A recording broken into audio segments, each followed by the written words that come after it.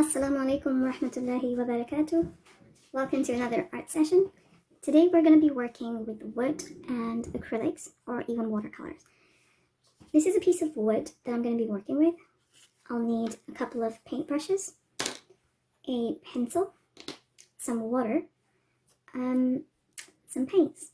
Now currently I'm using acrylic paints for this piece of art. But you can use watercolor because I have tried it with watercolor and the results are equally amazing. We're gonna paint a scene from nature. So I'm gonna just show you a few samples that I made earlier. So this is the pattern and design that we're gonna be making today on our wooden piece. I used acrylic for this, and I did the exact same design with watercolor. So as you can see, they both have a very nice, distinct finish. The watercolor one has more of a matte finish, and the acrylic one has more of a sheen to it, like almost like plastic finish, I would say. So we'll take our piece of wood and then you orientate it in the way that you want it to be upright. So for me, I think this is the direction I want my wooden piece to be in. I'm going to take my pencil and I'm going to draw as a guide. I'm going to show you that this part, I'm going to draw the land part of it, but this time I want to keep it to a minimum. So I'm going to make jagged lines going slightly up, down, and there. Just follow what I'm doing. So I want it to be a gradient of 3 colors. I've taken my Arteza colors. I've taken my pink, orange, white, and obviously black. So, what I've done is I've put a drop of water to just thin it out a bit, and I've spread it out so that it becomes easy to apply. Now, the brush that I'm using is a flathead brush. The only purpose for that is because it covers more ground, no other reason. If you don't have a flathead brush, don't worry about it, just use a round tip brush, it's equally fine. So, let's start doing it, shall we? Bismillah. So I'm going to start with the bottom part because I would like to work my way up. And again, it doesn't matter if it goes over the line because the black paint, the black acrylic is going to cover any shade, so don't worry about it. So I think about this much part of the wooden block I would like to paint orange. And the way to do this is to layer it. Just like watercolor, you have to layer acrylic as well to get that intense, deep, rich color.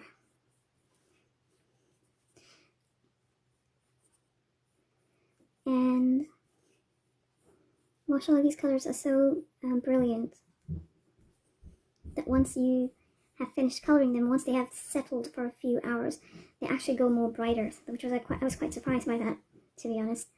I thought, okay, so this is the outcome of it. That's it, I'm done. But no, actually, a couple of hours later, I go back in. I'm like, wow, this was pretty bright. Okay, so I've used my orange. Now, I'm going to go in with my pinkish, purplish color. Don't worry if the orange overtakes the pink because it's going to be a transition color between the deep pink and the orange. After this, we're going to clean our brush with water, and then we're going to go into the pink one. This is just a transition color, so I'm not too bothered about it.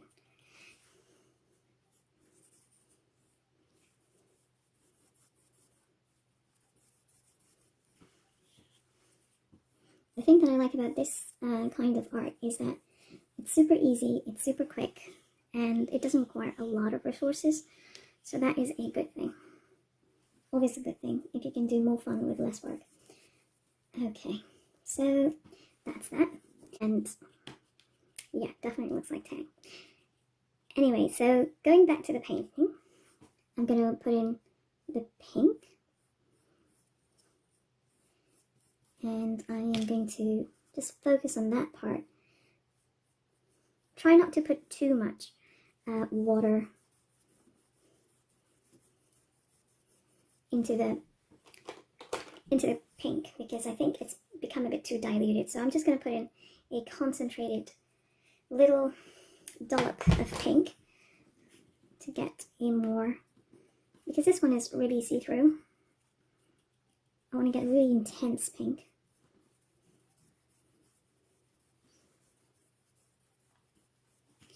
So let's see, yeah, it's coming along just fine.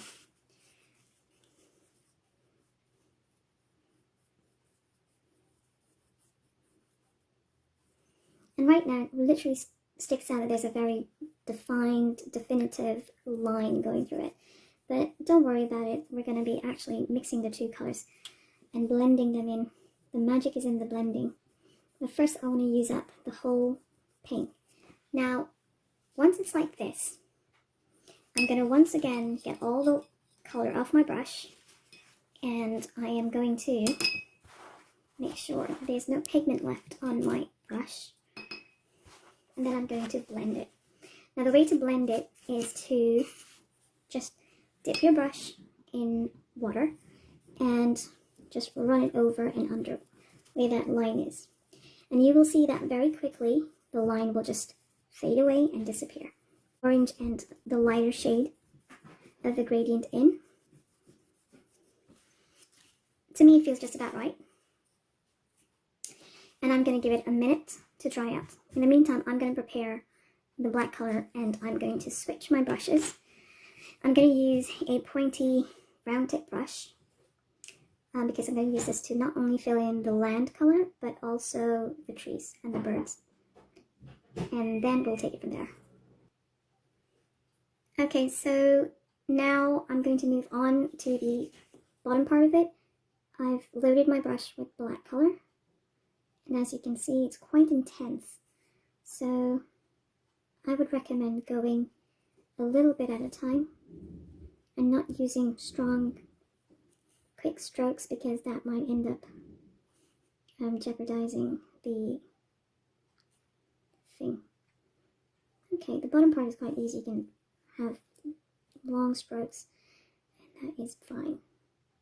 Again, if you make a mistake, don't worry about it. Just go over it and smooth it out.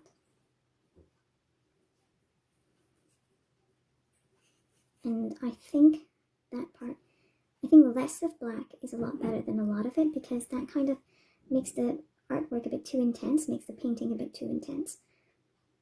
So there it is. So I believe this is good enough. Now remember the orientation of your wooden block, because the orientation is important, because this is how you're going to decide which way the trees are going to face. Steady hand, you can use this finger. The pinky finger is really important because that's the one that supports the whole weight of the artwork, of the drawing with your hand.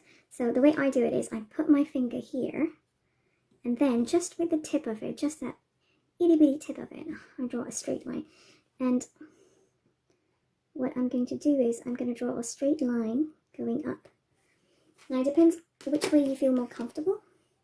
I personally feel more comfortable pulling it from top to bottom. So bottom to top. So I go, actually you can go both ways, to be honest. Decide which way feels more comfortable. So I'm going from top to bottom. And what we're going to do right now is we're just going to draw straight lines. Make sure that they are straight.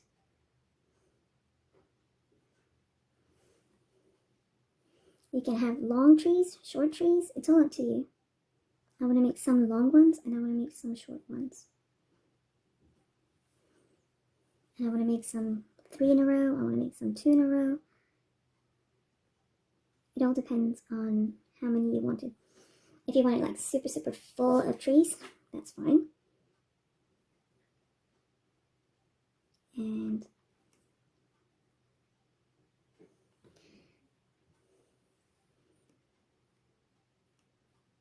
I think I would like some here, one right here, one right next to it, one slightly offset. Now, the way to do this is you make your pen really pointy, and then you take your first tree and you go across. Make a small line. See how I'm doing it? That's how you're going to draw the lines across. and then you start making lines like that. And yeah, you start, the lines that you drew on, you just start dabbing on them. So don't just draw straight lines. The straight lines I drew was for your guidelines, so that it helps you understand it better. But what I usually do is I draw a straight line, a couple of them, and as I'm going down, my lines will get wider and wider. And then I am going to take my brush and start putting, literally it's like putting dots on it. It's called stippling, but yeah, that's what it feels like, dotting. I'm actually dotting the lines that I just created. What that does is,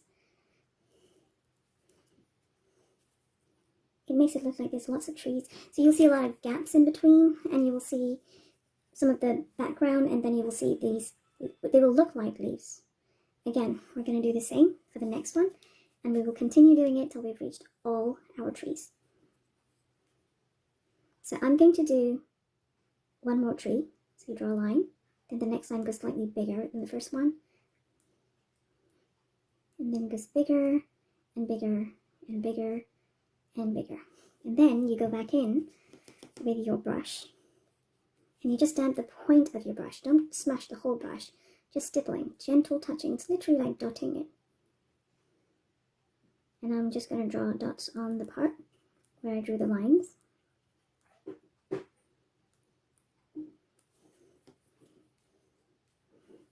And there we go. Now, I'm going to do the whole thing, the same thing for all of them, and I'm going to come back to you. So, as you can see, I've done the trees, and I just thought I'm going to give you one final example of how these are guidelines basically. So you draw a line across the tree, and then as you go taper downwards, your lines get longer and longer. And then you just take your pen back, your brush back, and then you basically just literally just dot it around. And that's what I'm doing. I'm just dotting around all the tree lines that I made. And that is how you make your trees. Now the one last thing left to do is the birds. Birds are like the shape, the V shape that we make, but it's slightly different. So if I want to show a bird is like flying upwards, I'm going to make a line, a thin line, like that. And then for the wing part, I'm just going to press it slightly and to the other side. So now I've got this little cute little bird right there. So now I'm going to give it a direction. Usually birds travel in a V formation. So you don't necessarily have to do a V formation, but you could make them slightly in a, not an exact straight line. You want to scatter them out a bit. So again, go down with a thin line, and then for the wings, you just press them out a bit more like that. Again, go down with the body, for the wings, up. And then you can make one up here, someone further down, and again go down and wing it. Then I'm going to make one up here, go down, then wing it. Go down, then wing it. So that, my friends, is your bird flying right there. Well, that's it for now. I hope you liked your artwork, and I hope you can see these beautiful lines that are coming right through the wooden piece. It looks absolutely gorgeous, and I hope yours looks equally good. Do try this at home and try to work as slowly as possible, because the more slowly you go, the better it is, the more fun it is. Now what we're going to do is we're going to flip this, and on the other side we're going to write a really nice message. Right, so once our painting has dried, especially if it's acrylic takes longer to dry than watercolor because it's less absorbed as opposed to watercolor on a wooden surface. So I've given it a good 5-10 minutes and it has finally dried. So I'm going to flip it over and we're going to write a really good message on it. And I think we're going to be writing, "We are all the same inside." And for that we will need Sharpie markers or any other markers that you might have. I'm going to flip it over. Just make sure that the orientation of the painting is the same as the words that you're going to put on the back.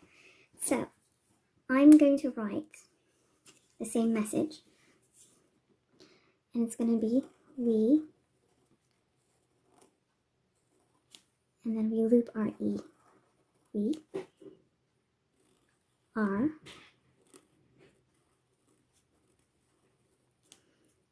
all the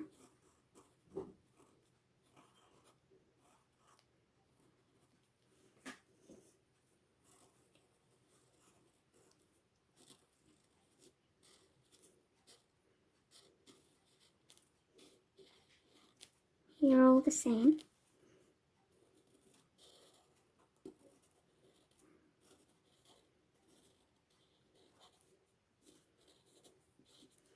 Inside.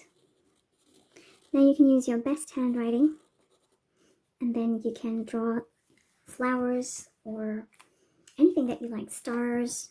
I feel like making stars on this one because I made a flower on that one. So yeah, I'm gonna make stars. Whoops, that one went a bit funny.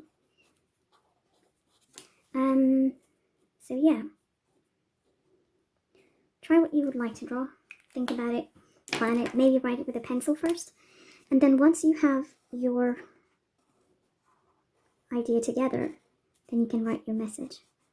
I believe that the reason we're all the same inside is because trees look so different on the outside, but when you cut them on the inside, you will see that they all have the same structure, they all have rings, and they all look the same pretty much, isn't it?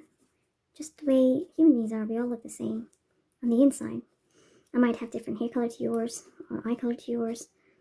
I might look different to you, but this star is going quite funny actually. It's getting bigger and bigger. But yeah, I might look different to you, but I'm just the same, just like you.